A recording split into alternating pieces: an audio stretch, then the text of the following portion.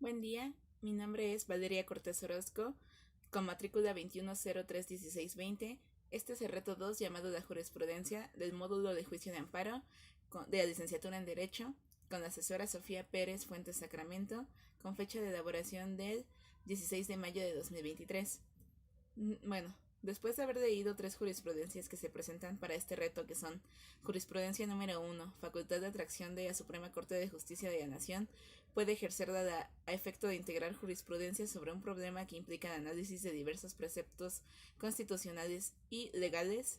La número 2, el sistema de justicia penal acusatorio oral contra el auto que ordena la citación del investigado a la audiencia inicial, es improcedente el juicio de amparo indirecto, interrupción de una jurisprudencia.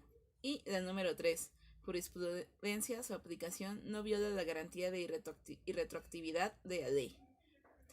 Después de haber leído estas jurisprudencias, me permito dar respuesta a las interrogantes que se presentan. Para el caso de la jurisprudencia número 1, tenemos estas preguntas. La primera es, respecto al caso número 1, señala qué método de integración, ya sea reiteración, contradicción de criterios o precedentes obligatorios, se utilizó para la creación de dicha jurisprudencia. Bueno, para el caso número 1, estamos hablando de un método de integración por reiteración, ya que como nos dice la ley de amparo en su artículo 224, esta se da cuando los tribunales de circuito sustenten un mismo criterio durante 5 sentencias no interrumpidas por otra en contrario.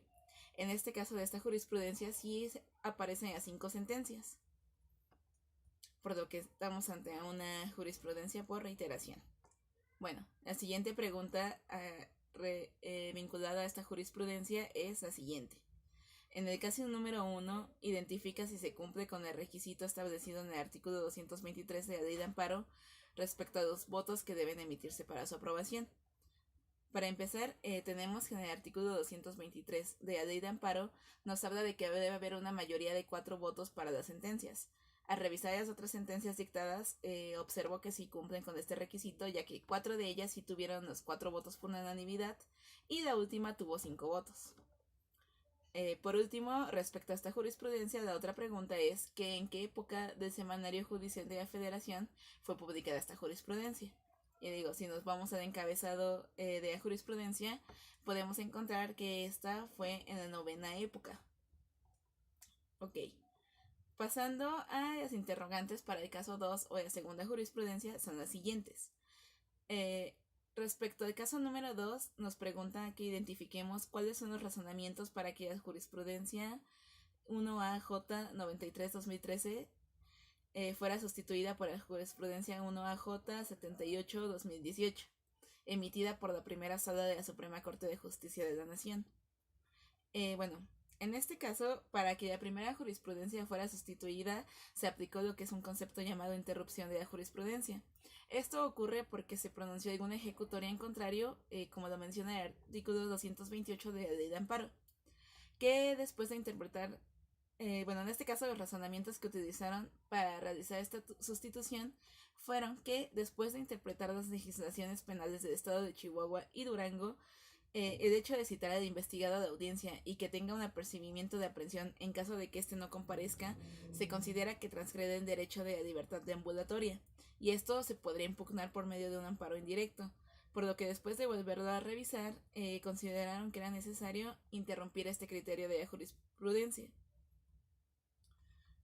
La siguiente pregunta es indicar en qué época del Semanario Judicial de la Federación fue publicada esta jurisprudencia. En este caso, de igual manera, indicado en el encabezado de la jurisprudencia, esta corresponde a la 10ª época. Por último, tenemos lo que es el caso 3, del cual surgen otras 2 interrogantes. Primero empezamos por la siguiente, que es, en el caso número 3, señala para qué autoridades es obligatoria la aplicación de dicha jurisprudencia. Bueno, para esta jurisprudencia que fue dictada por el Tribunal Pleno de la Suprema Corte de Justicia, la obligatoriedad de cumplirla es para los que decrete el Pleno, así como los plenos de circuito, los tribunales colegiados y unitarios de cada circuito, los juzgados de distrito, los tribunales militares y judiciales del orden común de los estados y del Distrito Federal, los tribunales administrativos y del trabajo, tanto locales como federales.